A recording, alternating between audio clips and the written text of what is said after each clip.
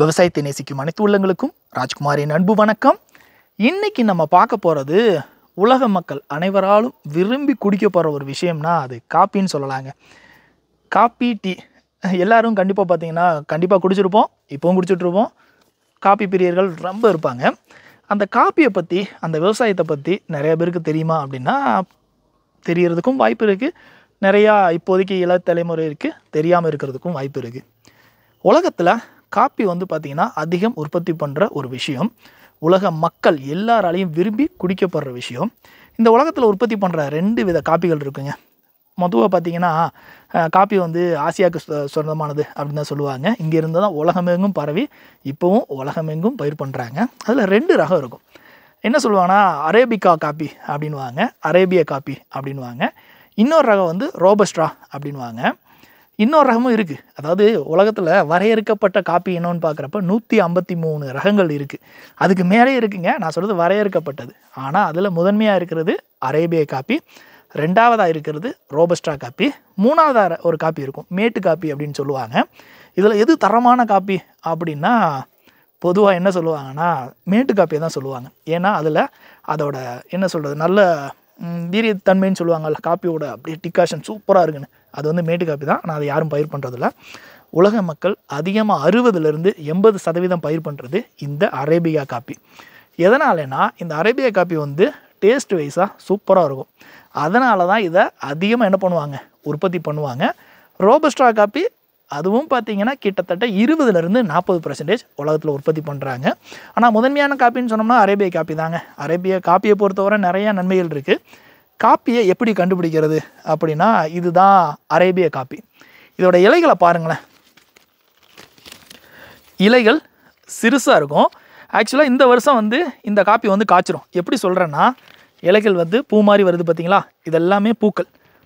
இந்த வருஷம் என்ன ஆகும், காப்பி எடுத்து முடித்ததுக்கப்புறம் இது பூக்கும். இங்கே வாங்க, இந்த பூக்கள்லாம் இதே மாதிரி காய்ச்சிருக்கு. அரேபிய காப்பி எப்படி காய்ச்சிருக்கு பாருங்கள். இதெல்லாம் பழமாயிருச்சு. எப்பயுமே காப்பி வந்து பிஞ்சில் வந்து நல்ல வெள்ளை கலரில் சூப்பராக வாசனையோட பூக்கள் பூக்கும். அதுக்கப்புறம் பச்சையாக காய்க்கும். அதுக்கப்புறம் இந்த மாதிரி பழுக்கும்.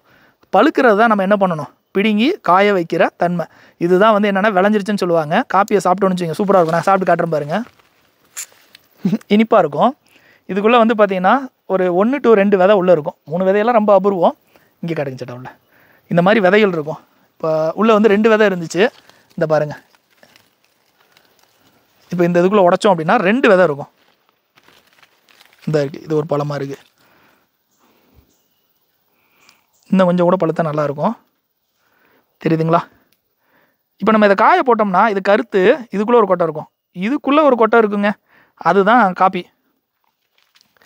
இந்த அரேபியன் காப்பி அப்படின்றது வந்து பார்த்திங்கன்னா பொதுவாக எல்லாரும் விவசாயம் பண்ணுறது விதைகள் மூலமாக தான் உற்பத்தி ஆகும். ஒரு விதையை போட்டிங்கன்னா 3 வருஷத்தில் காய்ப்புக்கு வந்துடும். 2 வருஷத்துக்கு மேலே 3 வருஷத்தில் என்ன ஆயிரும், காய்க்க ஆரம்பிச்சிடும். அதுக்கப்புறம் மிகப்பெரிய மரமாக கூட ஆகும். ஆனால் காப்பி என்ன பண்ணுவாங்கன்னா இந்த மாதிரி கட் பண்ணி எடுத்துருவாங்க. கட் பண்ணி எடுத்துகிட்டு திருப்பி விடுவாங்க. அடுத்த வருஷம் இந்த மாதிரி தள் வருதுங்களா, இந்த வருதுங்களா, இதில் காய்க்கும். இந்த பாருங்கள், இதெல்லாம் வந்து இந்த வருஷம் காய்க்கக்கூடியது. இது அவ்வளோதான், இதை கட் பண்ணி விட்டுருவாங்க. காப்பிக்கு வந்து ஒரு பூ பூத்ததுலேருந்து காய்க்கிறதுக்கு கிட்டத்தட்ட குறைஞ்சது 9 மாதம் to 11 மாதம். அரேபியன் காப்பி என்ன சொல்லுவாங்கன்னா 9 மாதத்துலேயே காய்ச்சிடும். நீங்கள் பார்த்தீங்கன்னா தெரியும், அறுவடை பண்ணுறப்ப 9 மாதத்தில் கரெக்டாக வந்து இந்த நவம்பர் டிசம்பரில் அறுவடை பண்ணுவாங்க. அதே வந்து இந்த ரோபஸ்ட்ரா வந்து அடுத்த மாதம் வந்து அறுவடை பண்ணுவாங்க. இப்போ நான் 2 காப்பியுமே உங்களுக்கு காட்டிடுறேன். இந்த அரேபியன் காப்பி பாருங்கள் எப்படி இருக்குன்னு, குட்டையாக இருக்குது, இலைகள் வந்து சிறுசாக இருக்குது, காயோட தன்மையை பாருங்கள் எவ்வளவு பெருசாக இருக்குன்னு. அதே நேரத்தில் நம்ம சொல்கிறோம் பார்த்தீங்களா ரோபஸ்ட்ரா காப்பி, அது வந்து இந்த பழம் முத்து வர்றதுக்கு, அதாவது நல்லா பழுக்கிறதுக்கு டைம் வந்து எடுத்துக்கிறோம். ஆவரேஜாக பார்க்குறப்ப 10 மாதங்க, பூ பூத்ததுலேருந்து 10வது மாதம் அறுவடை பண்ணலாம். அறுவடை மாதம் இந்த டிசம்பர்லேருந்து ஜனவரிக்குள்ளே அறுவடை முடிச்சிருவாங்க, பிப்ரவரிக்குள்ளே அறுவடை முடிச்சிருவாங்க. காப்பி பராமரிப்பு ரொம்ப எளிமைங்க, பெரிய நோய் தாக்குதல் இருக்காது. அந்த மத்து பூச்சி மாவு பூச்சி இருக்கும் பார்த்தீங்களா, அந்த மாதிரி இருக்கும். பழுக்கிறப்ப என்ன பண்ணுவாங்கன்னா பிடுங்கிடணும். இல்லைன்னா நம்ம உலகத்திலேயே விலை உயர்ந்த காப்பின்னு சொல்லி புணுக்கு பூனை காப்பி தான், அதாவது சீவெட் அப்படின்னு சொல்கிற ஒரு விலங்கு வந்து சாப்பிட்டுட்டு அது வந்து என்ன பண்ணுறது, கக்கா போனதை தான் வந்து உலகத்திலேயே விலை உயர்ந்த காப்பின்னு சொல்லி சேல் பண்ணுவாங்க. பறவைகள் வந்து பழங்களை சாப்பிடும். அப்போ நம்ம என்ன பண்ணணும், அந்த சமயத்தில் இந்த பழங்களை வந்து அறுவடை பண்ணிடணும். இந்த அரேபியன் காப்பி பயிர் பண்ணுறதுக்கு ரொம்ப ஈஸியாக இருக்குங்க. இதுக்கு பொதுவாக வந்து பார்த்திங்கன்னா டைரக்ட் சன்லைட்டில் விட கொஞ்சம் நிழல் வேணும். ஒரு ஒரு ஏக்கருக்குன்னா ஒரு 10 மரம் இருந்தாலே போதும். அந்த நிழலே என்ன பண்ணிடுவாங்க, வளர்த்துருவாங்க. நீங்கள் பார்த்துருக்கலாம், தேயிலை வந்து மொட்டையாக இருக்கும், ஆனால் காப்பி நடவு பண்ணுறதுக்கு இடையில மரங்கள் வந்து இருக்கும். அதனால் அதை பேஸ் பண்ணி என்ன பண்ணணும், நடவு பண்ணணும். நீங்கள் வந்து ஒரு பழங்கள் கிடைக்குதுன்னா நீங்கள் என்ன பண்ணலாம், நாற்று பாக்கி நடவு பண்ணிங்கன்னா 2-3 வருஷத்தில் உங்களுக்கு காய்ப்பு திறன் வந்துடும். பெரிய மருந்தோ உரமோ தேவையில்லை. முடிஞ்சால் என்ன பண்ணலாம், சாணி உரம் கொடுக்கலாம். மருந்துக்குன்னு சொல்லி யாருமே இது வரைக்கும் செலவே பண்ண மாட்டாங்கங்க. ஏதாவது பூச்சி தாக்குதல் இருக்குது, ஏதாவது அந்த அத்துப்பூச்சி அந்த மாதிரி வந்துச்சுன்னா என்ன பண்ணலாம், அதுக்குன்னு செலவு பண்ணலாம். எனக்கு தெரிஞ்ச அளவுக்கும் காப்பிக்கு யாருக்குமே செலவு பண்ணுறதில்ல. இப்போ நீங்கள் பார்த்துக்கங்க, இதுதான் அரேபியன் காப்பி. இப்போ நம்ம நெக்ஸ்ட்டு நம்ம பார்க்க போகிறது ரோபஸ்டா அப்படின்ற காப்பி. வாங்க இப்போ வந்து பார்த்தீங்கன்னா நம்ம ரோபஸ்டா அப்படின்ற காப்பி இனத்துக்கு வந்துட்டோம். இதோட இலைகளை பாருங்களேன் எப்படி பெருசாக இருக்குன்னு. இதுலேயும் பாருங்களேன் தழும்பு விடுதுங்களா. ஆனால் இதோட காயை பாருங்கள், இங்கே வாங்க எப்படி காய்ச்சிருக்குன்னு. அதில் ஒரு அடுக்கு இல்லாமல் இருக்கும், இதில் நல்ல அடுக்கடுக்காக காய்ச்சிருக்கும். அதேமாரி காய்க்கிறது நீங்கள் மரத்துக்கு கீழே வாங்கலேன், இங்கே பாருங்கள் சடை பிடிச்ச மாதிரி காய்க்கும். சடை பிடிச்ச மாதிரி எப்படி இருக்குன்னு. இது வந்து பார்த்திங்கன்னா காய் சிறுசாக இருக்கும். அது எவ்வளோ பெருசாக வந்துச்சு, இது வந்து சிறுசாக இருக்குது. இதெல்லாம் ஒரே சீசன் தாங்க, ஆனால் காய் வந்து பார்த்திங்கன்னா மூத்து இல்லை. அதே மாதிரி இந்த மரத்தை பாருங்கள், பல வருஷங்கள் ஆன மரம் எவ்வளோ பெருசாக இருக்குன்னு. காப்பி மரங்களை பொறுத்தவரை பெரிய மரம் ஆகுறதுங்க. ஆனால் யாருமே என்ன பண்ண மாட்டாங்கன்னா மரங்களாக வளர்க்க மாட்டாங்க. அவங்க என்ன பண்ணுவாங்கன்னா ஆவரேஜாக ஒரு நம்மளால் காய்கள் பறிக்கிற அளவுக்கு வந்து வச்சுக்குவாங்க. ஒரு 8 அடிக்கு மேலே விட மாட்டாங்க. 6 அடி 8 அடிக்கு மேலேலாம் நான் ஒரு சில காப்பி எஸ்டேட்லாம் போகிறப்போ உங்களுக்கு காட்டுறேன். அடுத்த இன்றைக்கே முடிஞ்ச வரைக்கும் காட்டுறேன் இதே வீடியோஸில். அந்த இடத்துல பார்த்தா தெரியும். ஆவரேஜாக நமக்கு ஒரு 6 அடிக்குள்ளேயே இருக்குங்க, ஈஸியாக பறிக்கிற மாதிரியே இருக்கும். பொதுவாக என்ன பண்ணுவாங்கன்னா இதெல்லாம் வந்து அப்படியே கவாத்து பண்ணுவோம் பார்த்தீங்களா, அந்த மாதிரி எடுத்து காப்பிகளை வந்து பறிச்சிருவாங்க. இந்த ஒரு மரத்தில் நல்லா பழுத்து வர்றப்போ அவ்வளவு காப்பிகள் வந்து வருங்க. அங்கே பாருங்களேன் கிளைகள், இங்கே பாருங்க எப்படி இருக்குன்னு.